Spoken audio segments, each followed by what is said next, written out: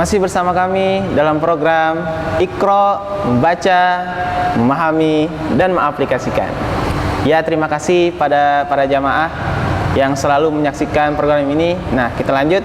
Ustaz nih, tadi pertanyaan tadi, gimana caranya kita memulai niat yang baik itu dalam kehidupan sehari-hari, Ustaz? Mohon penjelasannya, Ustaz. Ya. Baiklah, para pemirsa kaum muslimin yang berbahagia, dalam kehidupan sehari-hari, dalam beribadah khususnya, kita tidak terlepas dari niat. Tadi sudah disampaikan bahwa niat itu dalam melaksanakan ibadah, misalnya dalam ibadah wudhu saja, maka kita harus berbarengan antara niat dengan perbuatan berwudhu, ya. Demikian juga dalam ibadah sholat, ya.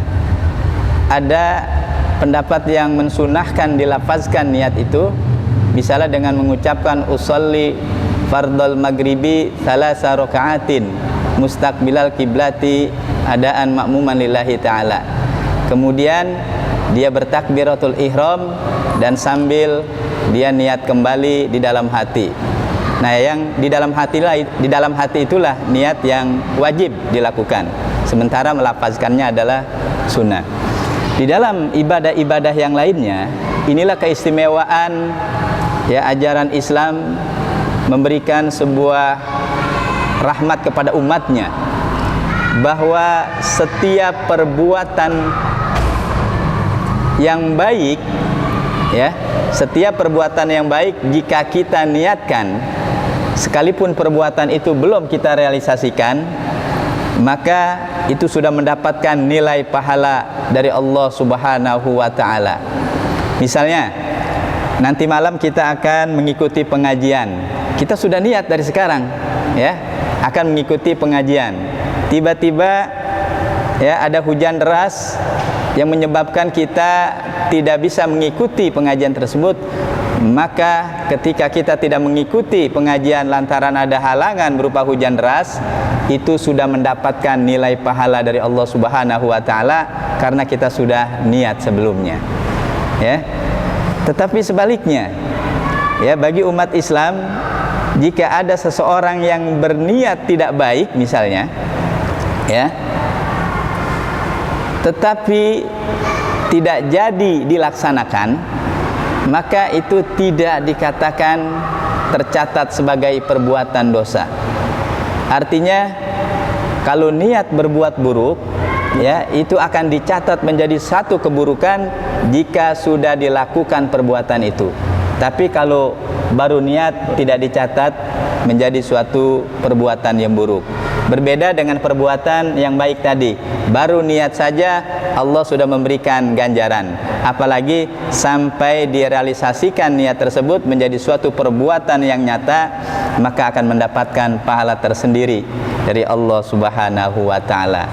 Itulah begitu luar biasa ajaran Islam, ya. Oleh karena itu, kita niat itu adalah suatu hal yang pokok dalam suatu perbuatan.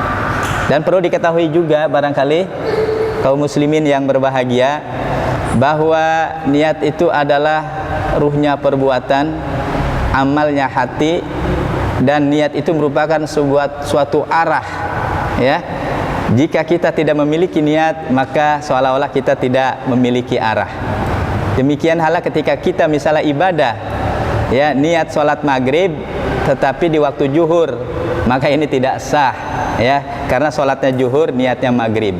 Harus ada seiring, harus ada kesamaan antara niat dengan perbuatan, ya. Demikian barangkali, mudah-mudahan ini menjadi sebuah renungan bagi kita bersama, bahwa kita harus memantapkan niat dan meluruskan niat dalam melaksanakan kebaikan dan ibadah kepada Allah Subhanahu wa ta'ala. Demikian, Pak Mi. Niat itu kalau kita niat yang baik, ya, walaupun tidak kita realisasikan, itu langsung dicatat sama Allah, Ustaz. Iya, dicatat sebagai pahala. Kalau yang buruk itu tidak tercatat, ya? Tidak tercatat, kecuali sampai dia laksanakan, baru tercatat sebagai keburukan. Oh, segitu. Ya. Nah, saya juga mau nanya, Ustaz, nih. Iya.